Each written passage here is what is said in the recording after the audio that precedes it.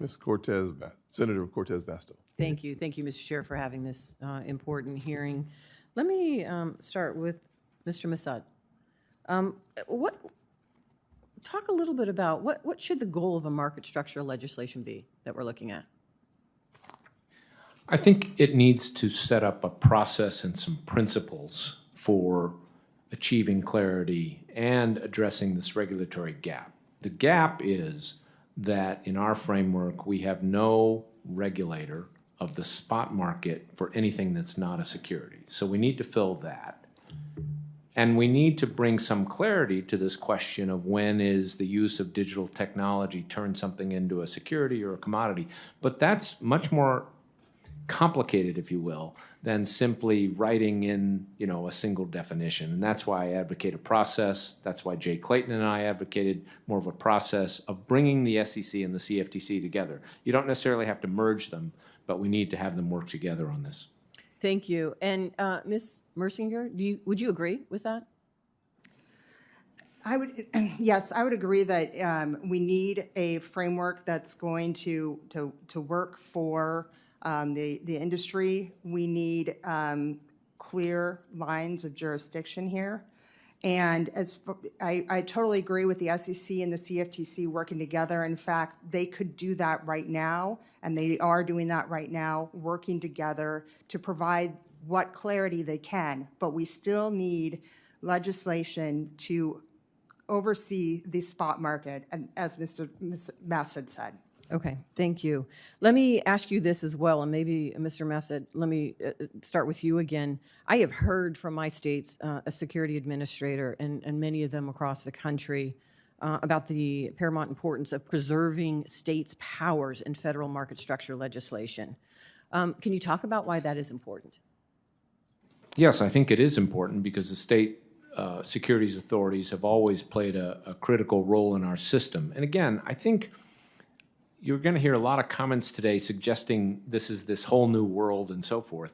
It is a technology. And we got to remember what we have going on are still, most of this activity is going through centralized intermediaries. It's not just happening on chain. So I think we still need the resources of the states as well as the enforcement resources of the SEC and the CFTC to bring to bear. Thank you. Mr. Levin.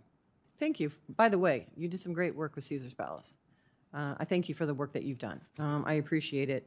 And for that reason, I understand we're all concerned about the scams and the fraud that could occur, that quite honestly always occurs with some sort of new technology or something happening at the federal level. Our goal here is to make sure we're protecting our consumers and giving the regulators and law enforcement the tools in the private sector to go after that and stop that. Can I ask you, what are the biggest obstacles to identifying and recovering ransom payments or stolen crypto funds? Thank you for the question, Senator.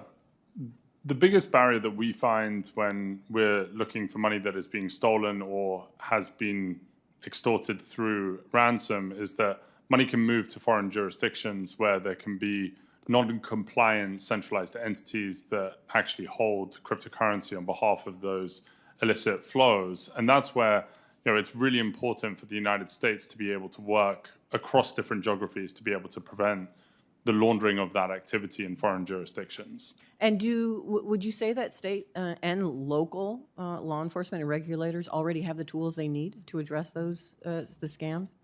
I would say, Senator, that we are still in the infancy of state and local agencies actually having the capabilities to be able to go after these types of crime. There are instances in certain jurisdictions where the state and local enforcement agencies actually do have capabilities at their disposal, but we have found that actually there's a technology barrier to entry. And so us at Chainalysis, we've been pioneering a lot more new technology powered by AI to actually help state and local agencies get a hold of easier insights to these types of crimes so that they can go after this activity. What is it in the market structure regulation that we're looking at that we need to be cognizant about to ensure that law enforcement, whether it's federal, state, or local, has the tools they need?